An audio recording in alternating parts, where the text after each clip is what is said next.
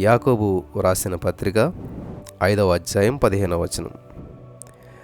విశ్వాస సహితమైనటువంటి ప్రార్థన ఆ రోగిని స్వస్థపరచును, ప్రభు అతని లేపును, అతడు పాపములు చేసిన వాడైతే పాపక్షమాపణ పొందును. స్తోత్రం దేవా సర్వోన్నతుడా, ఈరోజు ఈ యొక్క వాక్యపు వెలుగులో మమ్మల్ని అందరిని నడిపించి బలపరచమని నజరేయుడైన యేసుక్రీస్తు నామములో ప్రార్థించి నమ్మి పొందుకొని విడుదల ప్రకటిస్తున్నాం తండ్రి, ఆమెన్. హల్లెలూయా. విశ్వాస సహితమైన ప్రార్థన అంటే విశ్వాసంతో కూడినటువంటి ప్రార్థన ఆ రోగిని ఖచ్చితంగా ఏం చేస్తుంది అంటే స్వస్థపరుస్తుంది. హల్లెలూయా. నీకు స్వస్థత వరం ఉందా లేదా ఇది కాదు, నీకు విశ్వాసం ఉందా లేదా అనేది చాలా ప్రాముఖ్యం. ఒక అద్భుతమైనటువంటి సంఘటన మీతో పంచుకోవాలని చెప్పి ఆశపడుచు ఉన్నాను. అది కన్యాకుమారి జిల్లాలో ఉన్నటువంటి నాగర్ కోయిల్ పట్టణం. జాగ్రత్తగా వినాలి. రక్తం కారే పాదాలు కలిగినటువంటి అపోస్తలుగా పేరు పొందినటువంటి సాధు సుందర్ సింగ్ గారు ఆ ఊరికి వచ్చాడు. ఈ సందర్భంగా ఆ పట్టణంలో ఉన్నటువంటి క్రైస్తవ పెద్దలు అందరూ కలిసి ఒక బహిరంగ కూడికను ఏర్పాటు చేశారు. ఒక పెద్ద మహాసభ. సాయంత్రం 5 గంటలు కావస్తుంది. సభా ప్రాంగణం జనంతో క్రిక్కిరిసిపోయింది. ఆయన చూడాలని కొందరు, ఆయన చేత ప్రార్థన చేయించుకోవాలని మరికొందరు, ఇలా ఎందరో చుట్టుపక్కల గ్రామాల నుంచి తండోపతండాలుగా అక్కడకు చేరుకున్నారు. మరి ఆ యొక్క మీటింగు ఆరంభం నుండి అంతం వరకు అద్భుత రీతిలో జరిగింది. లక్షల్లో ప్రజలు మరి దీవించబడ్డా వచ్చారు. సభ ముగింపుకొచ్చింది, ముగిసిపోయింది.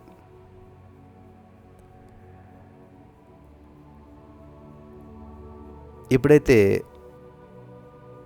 ఆ యొక్క మీటింగ్ ముగిసిపోతుందో చాలామంది దైవ సేవకుని కలవాలి, ప్రార్థన చేయించుకోవాలని ఆశ ఉంటుంది. అలాగే ఆ సభ ముగిసాక కొంతమంది రోగులు సాధు సుందర్ సింగ్ గారి దగ్గరికి వచ్చారంట. కొంతమంది వాళ్ళ కుటుంబ సభ్యులు ఈ రోగుల్ని సాధు సుందర్ సింగ్ గారి దగ్గరికి తెచ్చారనమాట. వాళ్ళ ఆశ ఏంటంటే వాళ్ళ అమ్మ, వాళ్ళ నాన్న, వాళ్ళ అన్న, తమ్ముడు ఎవరొకరు ఉంటారు కదా, వాళ్ళకున్న రోగాలు పోతాయి, ఈ సాధు సుందర్ సింగ్ గారు చేతులేసి ప్రార్థన చేస్తే రోగం పోతుందేమని చెప్పి ఆశతోటి ఆ రోగులందరూ ఆయన దగ్గర తెచ్చారు. వారి మీద చేతులుంచి ప్రార్థించండి అని చెప్పి ఆశపడ్డారు. అయ్యా దయచేసి మీ చేతులుంచి ప్రార్థించండి అని చెప్పి కోరారు. కొంతమంది మరి అక్కడికి వచ్చిన వారిలో ఆయాసంతో రొప్పుతున్నారు.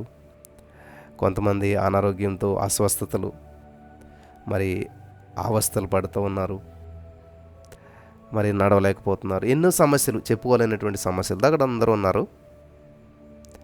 ఇలా ఎందరో ఆయన ఎదురుగా కనిపించేసరికి వారికి ఉన్న రోగాలు, సమస్యలు, ఇబ్బందులు వారందరినీ చూసినటువంటి సాధు సుందర్ సింగ్ గారు చలించిపోయాడు. ఆ యొక్క దుఃఖంతో నిన్నటువంటి ఆ యొక్క స్వరంతో, అంటే గద్గద స్వరంతో ఆయన ఇలా పలుకుతూ ఉన్నాడు, అయ్యా నన్ను మన్నించండి, అయ్యా నన్ను క్షమించండి, నేను మీకు సహాయపడలేను. నేను కేవలం నా యేసయ్య గురించి ప్రకటించే సువార్థికుడిని మాత్రమే. నాకు స్వస్థత వరం లేదు, కాబట్టి మీలో ఎవరిని కూడా నేను బాగు చేయలేను, నన్ను క్షమించండి అని చెప్పి సాధు సుందర్ సింగ్ గారు గొప్ప సేవకుడు. ఆ ప్రాంగణం అంతా నిండిపోయింది. అద్భుతంగా మీటింగ్ జరిగింది. అద్భుతమైన వాక్య పరిచర్య చేసినటువంటి ఆయన స్పష్టంగా ఇలా చెప్పేశాడు, నాకు ఆ వరం లేదు, నన్ను క్షమించాలి అని చెప్పి. అందుకని అక్కడ ఉన్నటువంటి ప్రజలంతా కూడా, అక్కడికి చేరిపోయిన ప్రజలు, ఆ రోగులు వాళ్ళంతా కూడా ఏమన్నారంటే, అయ్యా మీ మాటలు వింటుంటే, మీ కళ్ళల్లో ప్రకాశిస్తున్నటువంటి ఆ దైవికమైనటువంటి వర్సస్సును గమనిస్తూ ఉంటే మా హృదయాల్లో గొప్ప నెమ్మది కలుగుతుందయ్యా.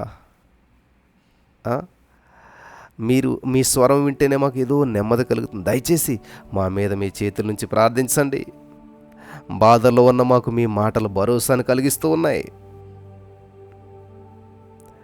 దయచేసి ప్రార్థించండి అని కోరారు. ఆయన చెప్తా ఉన్నాడు, నాకు ఆ వరం లేదు, అయినా సరే వాళ్ళేమో ఏదో మీ మాటలో తెలియనటువంటి ఒక ఆదరణ కలిగిస్తుంది, దయచేసి ప్రార్థించండి అని చెప్పంటే ఆ మాటలకు సాధు సుందర్ సింగ్ గారు ప్రేమతో కదిలిపోయాడు.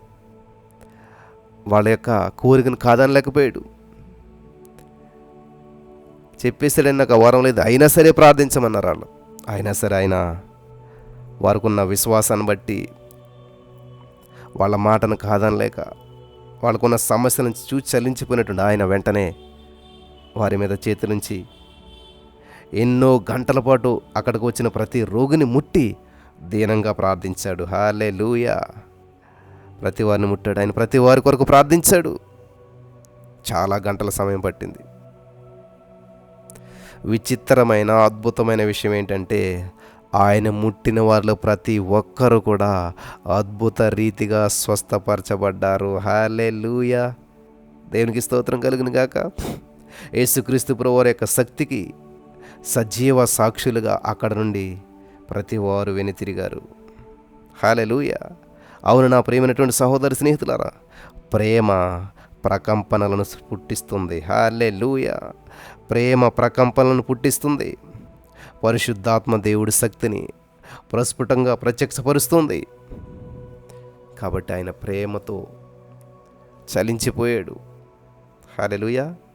విశ్వాస సహితమైన ప్రార్థన రోగిని స్వస్థపరుస్తుందంట. ఆయన విశ్వాసంతో కదిలించిపోయి మనస్ఫూర్తిగా ప్రార్థించాడు.